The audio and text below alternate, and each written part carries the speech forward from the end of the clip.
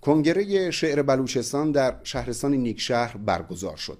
144 اثر از 48 شاعر استانهای هرمزگان، کرمان و سیستان و بلوچستان به بخش نهایی کنگره راه یافته بودند که 20 اثر به عنوان برگزیده معرفی شد.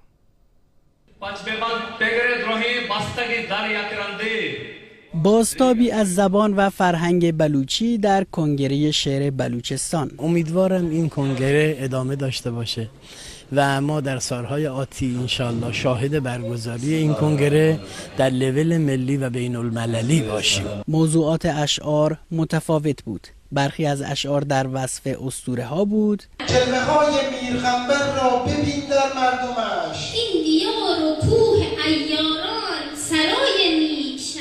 و برخی از هنر دختران بلوچ. نقش پرکار تو را تصویر پازل می شدم. موضوعاتی که آدم بخواد ماندگار بشند و پررنگ بشند و به صورت پیام به مردم برسند، به صورت شعر اگه باشند مطمئناً اثرمند میشند و ماندگاریشون هم بیشتر میشه. در حاشیه این مراسم از 2 کتاب محمد انور بیجارزئی هم رونمایی شد. مبانی انسانشناسی جامع در 7 رنگ در 2 جلد هست و کتاب دوم هم کنایه های بلوچی مکرانی که حدود 500 کنایه هست.